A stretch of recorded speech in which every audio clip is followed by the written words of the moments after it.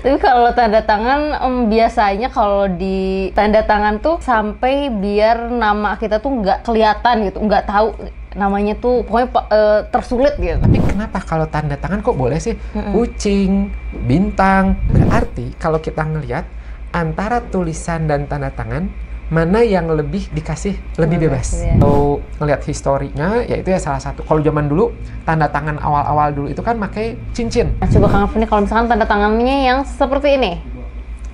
Coba. Nah, ini kalau kita lihat ini unik ya gitu. Ini banyak ornamennya nih, ya ada. Nah ini ada banyak nih bahasannya sebenarnya. Iya. Yang pertama ornamen, ya ornamen kayak ada, misalnya ada bintang, ya, kadang suka ada yang kuku, Iya, terus ada gitu. kayak emot icon kayak gitu. Nah itu adalah salah satu bentuk mengekspresikan dirinya. Biasanya orang-orang seperti itu senang ketika mendapat perhatian, gitu. Senang ketika recognize ya gitu. Jadi dikenal, diakui gitu.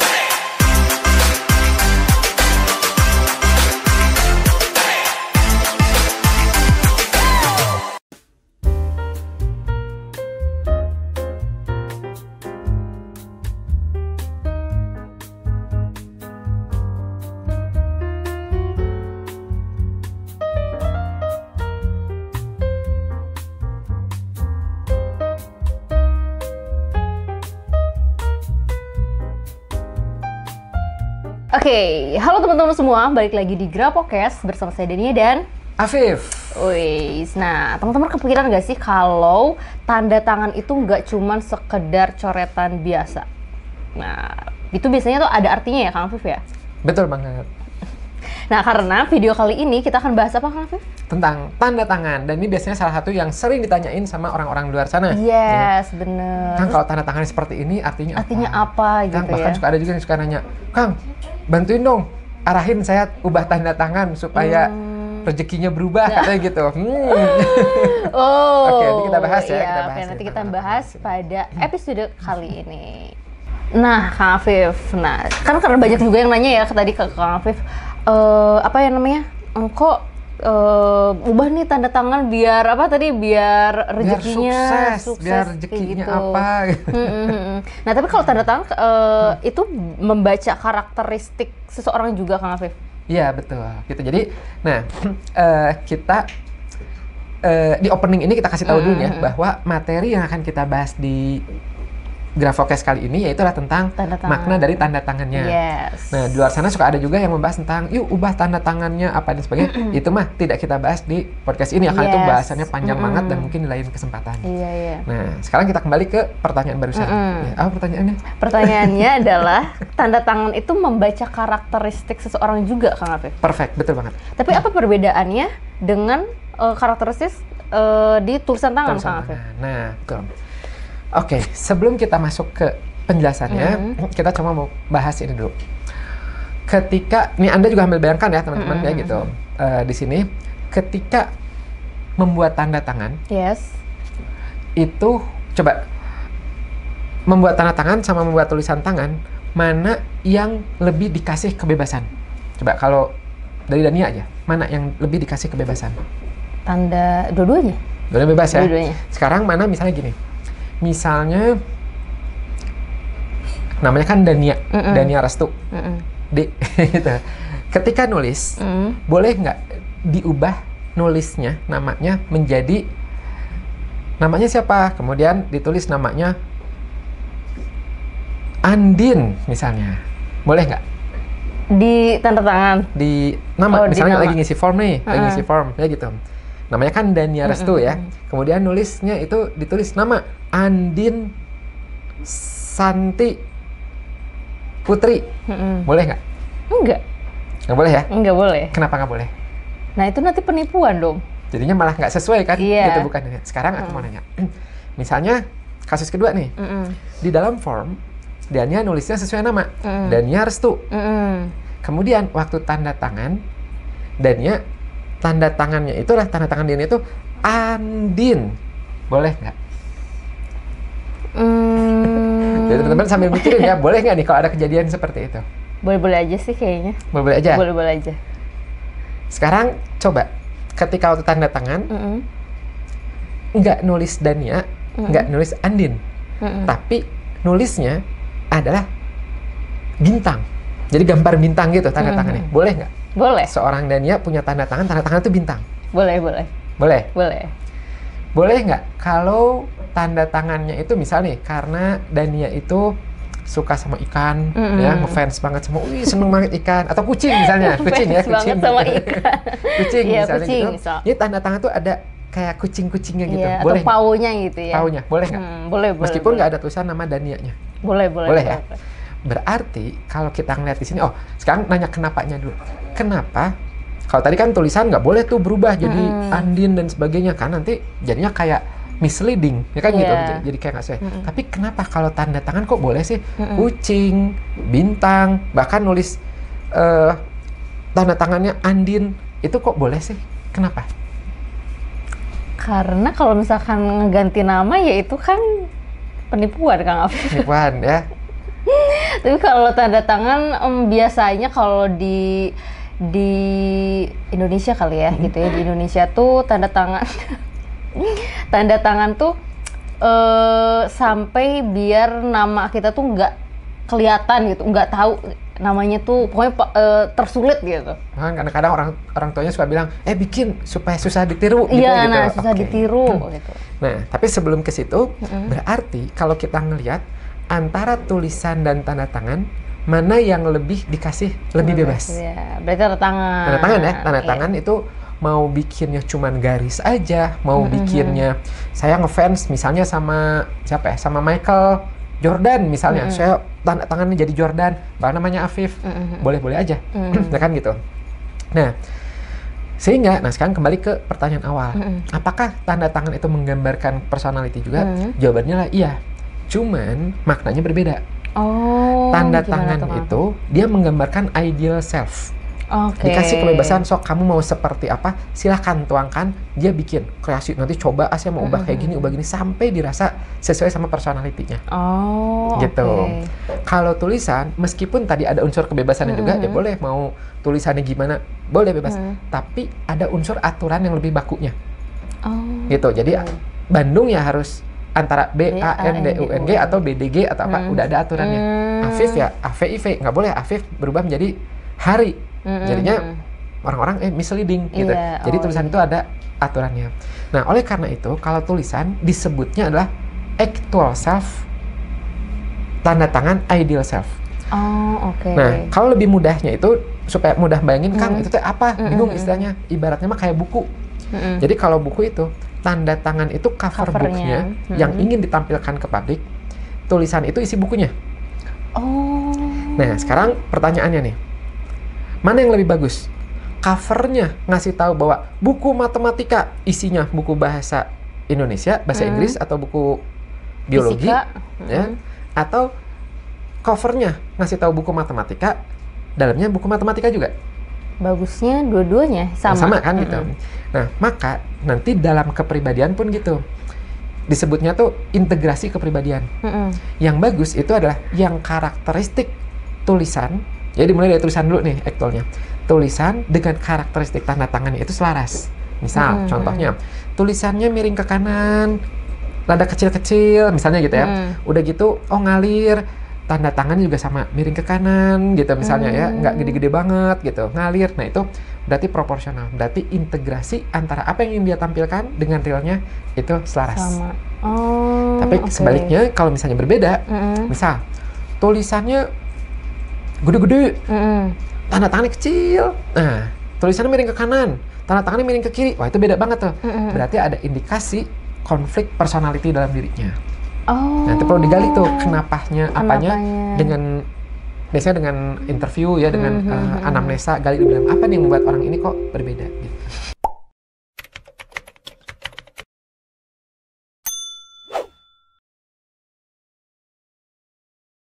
Nah, kalau misalkan tadi kan Kang Afif bilang bahwa kalau misalkan ada tanda tangan dan tulisan itu nggak selaras gitu ya. Nah, kalau misalkan di grafologi itu bisa dilihat nggak Kang Afif, misalkan dia tuh kenapanya? Kalau dari grafologi gitu. Iya, kalau dari grafologi nggak terlalu. Jadi grafologi itu kayak foto, memoto, cepret gitu. Oh, ini ada sesuatu nih, ada indikator itu. Nah, kenapanya? itu kita hanya bisa menduga-duga, menghipotesis, nanti tetap perlu digali lebih dalam.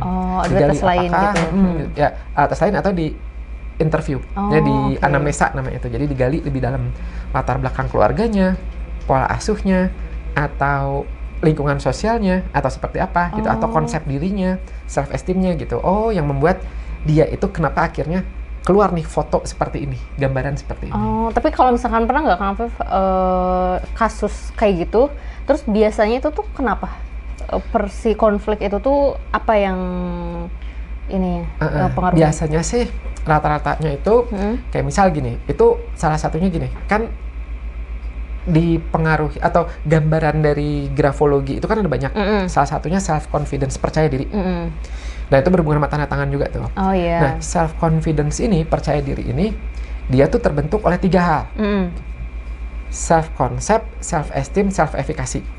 Nah maksudnya gimana? Maksudnya gini, self concept itu adalah bagaimana seseorang mengkonsep dirinya, siapa saya. Gitu. Jadi ketika kita tanya orang nih, Anda siapa? Nah jawaban dia misalnya ya, saya adalah seorang tukang tahu. Saya adalah seorang ayah yang baik. Saya adalah seorang guru yang killer.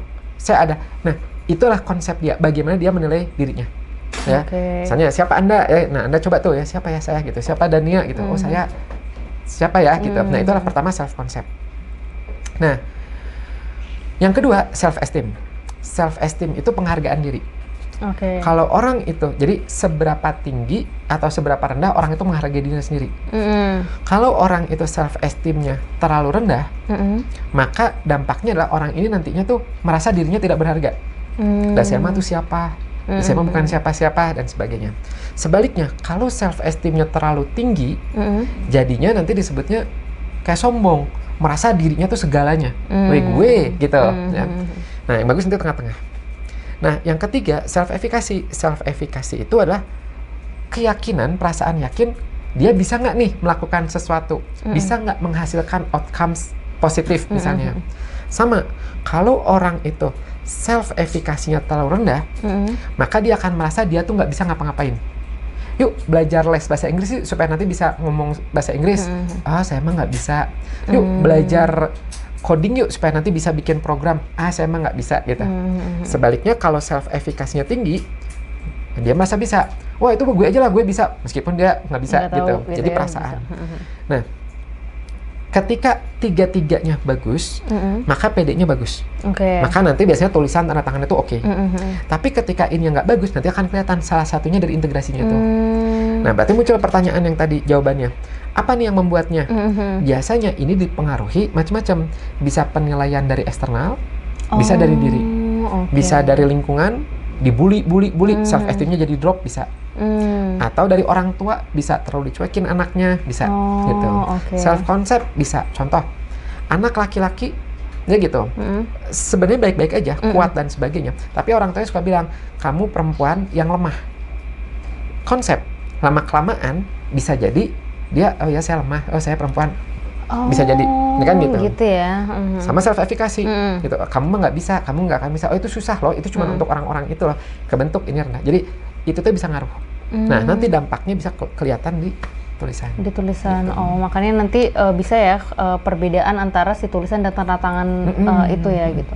Oke. Nah, tapi kalau misalkan tanda tangan itu sendiri, Kang Afif, biasanya selain untuk ngelihat covernya gitu ya, covernya kita tuh ada lagi nggak untuk untuk diperlukan kepentingan apa lagi gitu? Kalau misalkan tanda tangan? Iya. Nah, kalau untuk kepentingannya, tanda tangan itu kan sebagai salah satu penanda bahwa ini adalah dilakukan oleh dia atau di-ACC oleh dia gitu kan, oleh penanda bahwa ini loh saya gitu. Makanya kalau ngelihat historinya, ya itu ya salah satu. Kalau zaman dulu, tanda tangan awal-awal dulu itu kan pakai cincin, ya, pakai cincin yang pakai tinta dicap gitu kan, gitu. Cina dulu kan gitu ya, di Cina dulu gitu. Terus di negara-negara Inggris dulu zaman dulu gitu.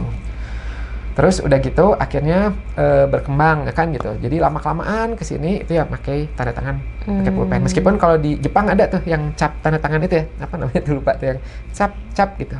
Nah itu untuk penanda bahwa oke, di ACC, biasanya di dokumen gitu. Nah sebenarnya kalau tanda tangan itu nanti suka ada yang nanya nih, Kang Afif, kalau tanda tangan itu berarti selain ngelihat personalitinya bisa juga dong ngelihat asli atau palsu. Nah, iya, itu kalau gimana asli tuh atau palsu itu beda lagi, disebutnya grafonomi.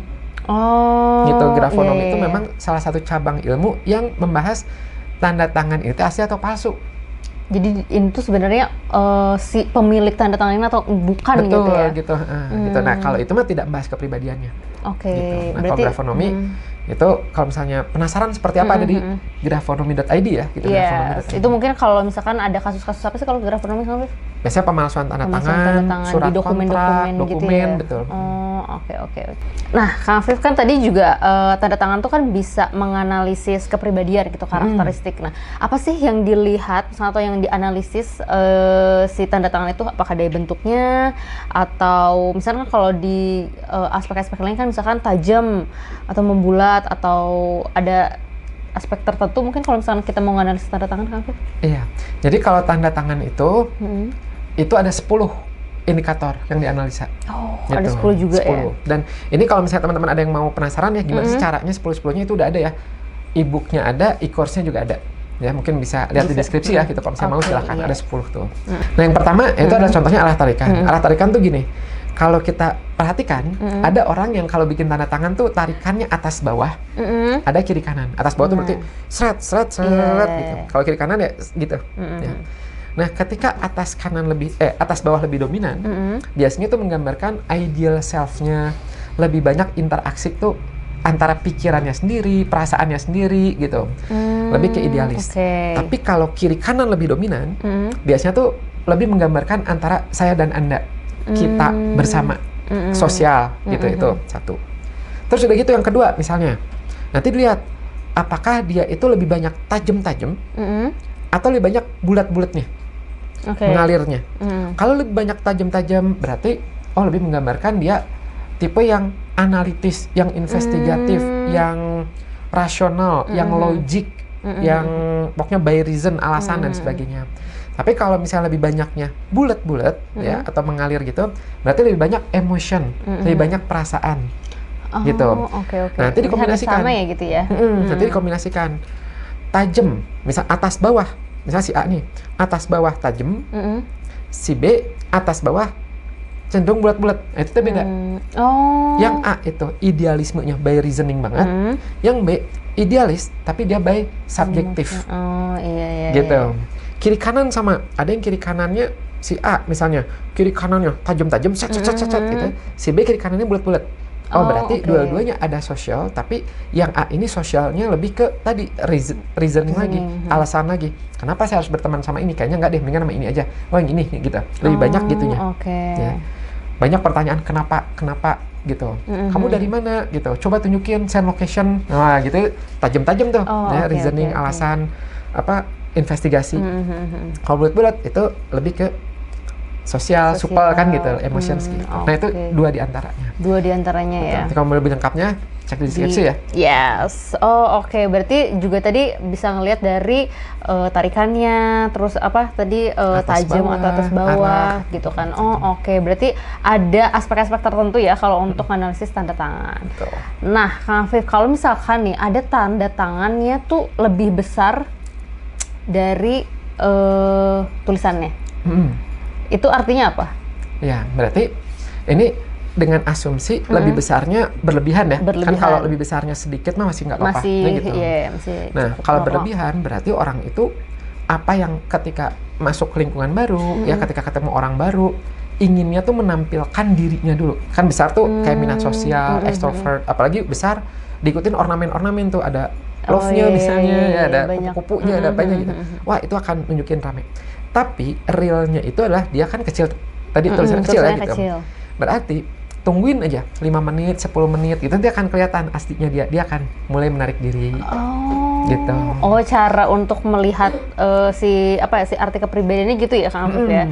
Jadi ketika apa yang mau ditampilin tuh kayak gini nih gitu kan. Tapi lama-kelamaan kelihatan aslinya. Ya kalau para HRD interviewer itu ya lihat gitu, jangan kaget ketika tanda tangannya gede dan sebagainya. Wah, ini kayaknya pas masuk bakal rame nih. Bener, misalnya gitu contohnya. Masuk kemudian ayo silahkan mau interview nih gitu. Nah gitu, oh iya Pak gitu misalnya, silahkan duduk. Oh iya Pak, Bapak juga ya duduk Pak.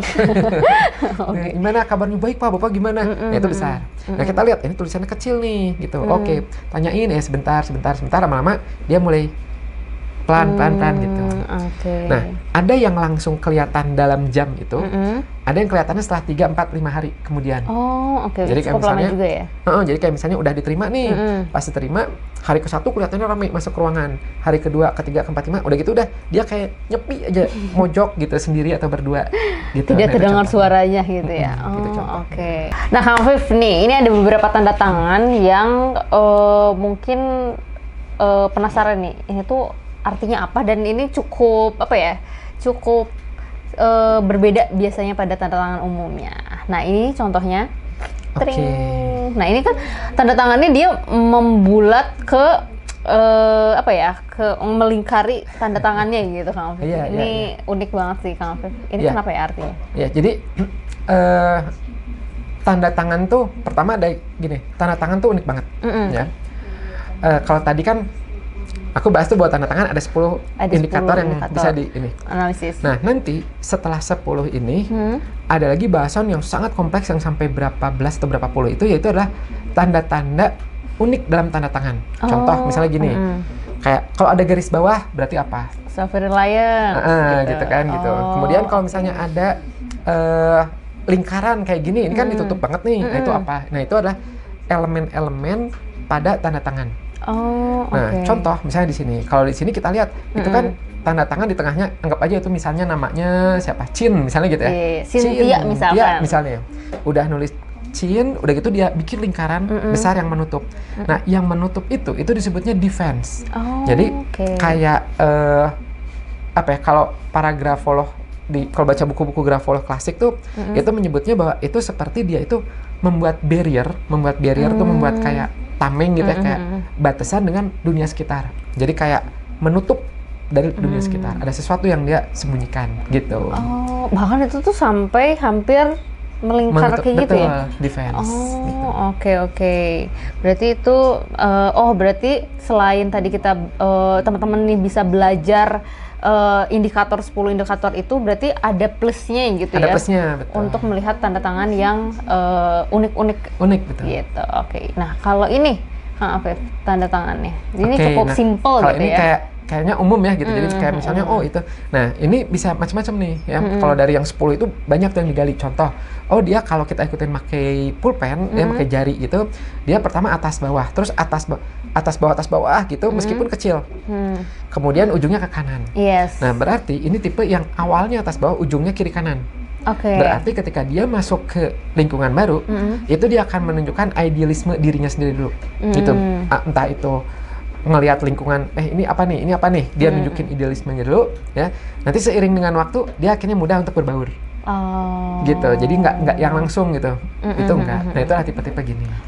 Iya, berarti nanti bisa dilihat dari ininya ya, arahannya kayak gitu. Belum lagi nanti kelihatannya, itu cepat tuh, ini kan ada indikator cepat. Berarti cepat tuh apa? Tempo tubuhnya cepat. Berarti dia seperti apa gitu. I see. Oke. Nah, coba Kang Afif, kalau misalkan tanda tangannya yang seperti ini. Coba. Nah, ini kalau kita lihat ini unik ya gitu. Ini banyak ornamennya nih ya, ini ada banyak nih bahasannya sebenarnya. Yang pertama ornamen, ya ornamen kayak misalnya ada bintang, kadang suka ada kupu-kupu, terus ada gitu. Kayak emote icon kayak gitu. Nah, itu adalah salah satu bentuk mengekspresikan dirinya. Biasanya orang-orang seperti itu senang ketika mendapat perhatian, gitu. Senang ketika recognize ya gitu, jadi dikenal, diakui gitu. Kamu apa kabar? Kamu baju bagus ya. Nah, itu tuh seneng. Gitu, itu yang kayak gitu. Itu kalau dari ornamen. Tipe yang ornamen gitu ya. Tapi kalau dari lainnya, itu kan kelihatan misalnya apakah dari tekanannya atau misalnya masih yang kiri ya gitu. Itu ada yang tengahnya dicoret. Nah, itu kan tanda-tanda kok ada coretan di tengah tanda tangan. Artinya ada defense, ada apa nih gitu. Berarti unik. Di satu sisi dia itu cheerful, ingin menampilkan ekspresi apa dan sebagainya, tapi di sisi lain ada juga kayak sensitive to criticism-nya lah, kurang lebih gitu. Jadi kayak sensitif terhadap kritiknya, ada kerapuhan dalam dirinya. I see. Itu tuh kalau misalkan kita lihat dari tanda tangan yang dicoret gitu. Salah satunya gitu. Nanti coret juga kan makanya itu tadi ya ada banyak banget. Contoh misalnya gini, apakah semua yang coret di tengah itu artinya negatif? Belum tentu. Karena kalau misalnya nulis huruf T memang ada coretannya, wajar. Ya, F ada wajar gitu. Jadi kita harus ngelihat nih, ini coretannya coretan jenis apa gitu. Kalau coretan itu kan ini nggak tahu ya, mungkin ini tuh coretannya tuh dari ke kanan ke kiri. Kalau itu benar nggak, Kak Afif? Enggak ya? Kalau ngelihat dari tanda tangannya sebenarnya atas bawah. Atas bawah ya? Atas bawah, set gitu kan. Tapi maksudnya dia dari baru sini, itu ada dia coret ke situ gitu ya. Tapi biasanya Kang Afif ada juga tanda tangan, misalkan dia tuh emang dari gede dulu, misalkan besar, terus dibikin dulu coretan, terus nanti dari dia atas bawah kayak gitu. Itu termasuk coretan yang sama kayak gini juga nggak? Itu beda lagi. Beda lagi. Gitu. Itu macam-macam lagi tuh. Benar-benar tanda tangannya seperti apa, baru nanti kita lihat artinya apa. Gitu. Oke. Nah ini Kang Afif ini unik banget ya, tanda tangannya tuh dia menggambarkan binatang. Ini binatang apa ya? Bebek. Burung. Iya gitu. Nah ini menarik nih. Jadi tadi kan di awal itu sempat dibahas bahwa tanda tangan itu adalah ideal self, ya kan gitu. Jadi bebas. Iya bebas. Gitu. Nah terkadang ada orang yang dia itu ngefans sama sesuatu jadi atau seseorang, ikan gitu, ikan atau apa itu, akhirnya dia jadikan itu jati dirinya dia. Nah itu macam-macam tuh. Contoh misalnya kalau di sini bebek, berarti bebek itu adalah sesuatu yang bermakna buat dia, atau burung. Ada juga misalnya nih ya ngefans banget sama Korea. Akhirnya dia ubah tanda tangannya menjadi Korea. Kalau orang kita, orang Indonesia, gitu kan. Kalau orang Korea tanda tangan Korea wajar. Kan gitu. Indonesia, Korea, itu bisa jadi dia ngefans di situ, ya macam-macam. Nah itu nanti digali tuh apa yang membuat dia itu seperti itu. Tapi itu minimal menjadi indikasi dia ada ketertarikan terhadap titik-titik. Sama kayak tadi misalnya. Mbak Dania tanda tangannya Andin. Berarti bisa jadi ada indikasi Andin ini adalah salah satu siapa nih gitu figures yang Dania yang suka gitu kan, atau crush-nya gitu ya. Oke. Wah tapi menarik banget ya Kang Afif untuk ngebahas tanda tangan ini. Nah kalau misalkan belajar tanda tangan itu sama juga nggak sih Kang Afif nanti belajar kayak grafologi? Ini bagian kecil dari grafologi. Bagian kecilnya. Nah, kalau mau belajar tentang tanda tangannya itu kan ada ya, ada e-booknya, ya, ada e-course-nya, betul. Dan itu sangat terjangkau ya. Jadi kalau misalnya penasaran seperti apa itu silahkan aja. Boleh langsung aja cek gitu ya. Nah, tapi kalau untuk menggambarkan kepribadian keseluruhan, tanda tangan aja kurang. Karena kan tadi ibaratnya baru kayak covernya doang. Itu bisa jadi isinya sama, bisa jadi isinya beda. Nah, supaya dapat keseluruhan itu harus daftar yang grafologinya. Yang grafologinya yang CHA? Bisa, kalau yang sertifikasi berarti yang komprehensif CHA. Atau kalau mau aplikatif dulu nih, mau yang mudah dulu supaya mudah diaplikasikan, berarti aplikatif. Gitu ya, grafologi.com aplikatif. Tapi kalau misalnya saya mau tahu basic-basicnya dulu, fundamentalnya dulu, berarti grafologiindonesia.com basic. Gitu. Tapi sebenarnya ini kita belajar tanda tangan ini juga sebenarnya untuk mendukung gitu ya Kang Afif ya dalam pembelajaran grafologi. Karena di grafologi juga banyak ya kayak ngelihat tadi self confidence, terus apa lagi ya yang tanda tangan itu? Bisa macam-macam. Ideal self, bisa termasuk integrasi kepribadiannya, ada konflik atau enggak nih, gitu. Macam-macam banyak. Nah ini kayaknya penting banget nih buat teman-teman untuk belajar juga tanda tangan nih untuk mendukung ketika teman-teman belajar grafologi. Terima kasih Kang Afif sudah sharing-sharing ilmu tentang tanda tangannya. Nanti kita mau bahas apa lagi di next video? Ya, kita akan yang pastinya materi-materi menarik yang berhubungan sama tulisan dan tanda tangan. Sip. Kita ketemu di video selanjutnya. Thank you, bye.